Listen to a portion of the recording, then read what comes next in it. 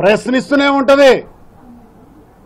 కేసులే కట్టాలనుకుంటే కట్టండి, ఎన్ని కేసులు కట్టినా నేను సిద్ధం. కేసులు కట్టి అరెస్ట్ చేసి భయపెట్టి మమ్మల్ని జైల్లో పెట్టడం ద్వారా మా ప్రజా గొంతుని నొక్కేయాలనుకుంటే ఈ ప్రజా గొంతు డబల్ రెట్టింపు ఉత్సాహంతో ఇంకా మాట్లాడుతుంది, ఇంకా గట్టిగా మాట్లాడతాం. మీరేం చేసుకున్నా పర్వాలేదు. కేసులకు బెదిరే క్యారెక్టర్ కాదు.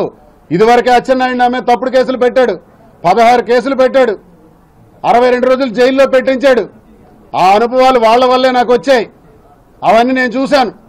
ఇప్పుడు కూడా ఓకే, మీరు కేసులు పెట్టుకుంటే పెట్టుకోండి, జైలు జీవితానికి సిద్ధం. బెదిరేది లేదు, అదిరేది లేదు. జగనన్న తరఫున గట్టిగా మాట్లాడతాను, ప్రజా గొంతై గట్టిగా మాట్లాడతాను. ఈ అదిరింపులు బెదిరింపులు చేసి మీరు మా కార్యకర్తల్ని హింసించాలి, వైఎస్ఆర్ కాంగ్రెస్ పార్టీ నాయకుల్ని హింసించాలి అనుకుంటే నాకు తోచిన వరకు, నా పరిధి మేరకు, నా స్థాయిలో వాళ్ళందరికీ అండగా ఉంటానని కూడా నేను తెలియజేస్తున్నాను. ఇటువంటి దుర్మార్గమైనటువంటి చర్యలతో కాలయాపన చేయాలని, ప్రజలకు ఇచ్చినటువంటి మాటలు ఏది నిలబెట్టుకోకుండా ప్రజలకు మోసం చేయాలని చేస్తున్నటువంటి కూటమి ప్రభుత్వానికి రోజులు దగ్గర పడ్డాయి. ఇదే జగనన్న ఉండుంటే ఈ పాటికే ప్రతి ఒక్క అకౌంట్లో కూడా 50,000 60,000 డబ్బులు పడి ఉండేవి. లబ్ధిదారులందరూ బాధపడుతున్నారు. నా తమ్ముడు, నా మనవడు, నా అన్న, నా కొడుకు జగనన్నని గెలిపించుకోక తప్పు చేశాం, ఎంత దౌర్భాగ్యమైన పని చేశాం, ఈ దుర్మార్గమైన పార్టీని ఎన్నుకున్నాం, ఈ కూటమిని ఎన్నుకున్నాం, వీళ్ళు నాశనం చేశారే మా బతుకులని ప్రజలు బాధపడుతున్నారు. ఇప్పుడు ఎలక్షన్ పెడితే కొట్టి పడేస్తారు. మీకు వస్తుంది కదా, 27 రావచ్చు అంటున్నారు. 29 వచ్చినా పర్వాలేదు, 27 వచ్చినా పర్వాలేదు, కొట్టుకుపోతారు. జాగ్రత్త. తప్పుడు కేసులు పెట్టాలని చూస్తే మేము క్షమించేది లేదని నేను హెచ్చరిస్తున్నాను. ఒళ్ళు దగ్గర పెట్టుకొని ప్రజలకు ఏదైతే మాట ఇచ్చారో, ఏదైతే మీరు చేస్తామన్నారో ఈ సూపర్ 6 అమలు చేసేందుకు శ్రీకారం చుట్టాలని కోరుతున్నాను.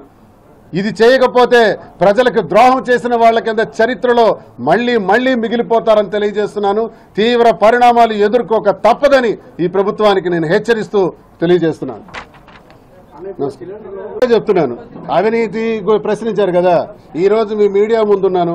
దువ్వాడ శ్రీనివాస్గా అధికార పార్టీలో 5 సంవత్సరాలు చూసాం, ఎమ్మెల్సీగా 3 సంవత్సరాలు అధికారంలో ఉన్నాను. ఒక భూ కబ్జా కానీ, ఒక రూపాయి లంచం తీసుకున్నట్టు కానీ, ఎక్కడైనా అవినీతి చేసినట్టు కానీ, అధికార దుర్వినియోగం చేసినట్టు కానీ దువ్వాడ శ్రీనివాస్ పేరున ఉంటే on the spot you can take action against మీ. ఇప్పుడే మీరు యాక్షన్ తీసుకోవచ్చు. అధికార పార్టీ వాళ్ళకి అరే నా పేరుని యాక్షన్ తీసుకోమని చెప్తున్నాను కదా. ఎస్, ఊరికే మాట్లాడొద్దు, యాక్షన్ ఇనిషియేట్ చేయండి నా మీద. నేను అంటున్నది ఏంటంటే, మా ప్రభుత్వ హయాంలో మూలపేట పోర్టులో కానీ, ప్రభుత్వ అధికారంలో ఉన్నప్పుడు కానీ, అధికార దుర్వినియోగం కానీ ఏదైనా చేసుంటే దానిపైన యాక్షన్ చేసుకోండి.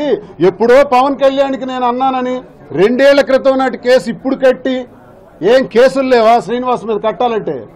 శ్రీనివాస్ నిరికించాలంటే మీరు అధికారంలో ఉన్నారు కదా, అవినీతి ఏదో ఉందో తీయండి.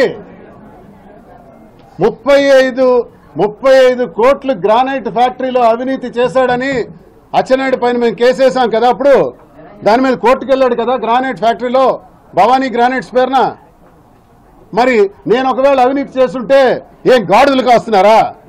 ఏం అవినీతి చిట్టానా తీరో? ఏ తప్పులు చేశానో తీయండి. కోర్టులో ఎటువంటి అక్రమాలు జరుగుంటాయో తీయండి. అది కట్టండి అబ్బా కేసు. ఇదేంటి సోషల్ మీడియా మీద కేసు లేక కేసా? కట్టలేక కేసా? కట్టాలంటే తీయండి. నేనేం అవినీతి చేశాను? మీలాగా భూ కబ్జాలు చేశానా? అవినీతి దందాలు చేశానా? రూపాయి ఎక్కడైనా లంచం తీసుకున్నానా? ఆనాడు నా పరిస్థితి అదే, అధికారం ఉన్ననాడు నా పరిస్థితి అదే, అధికారం పోయినా నా పరిస్థితి ఇదే.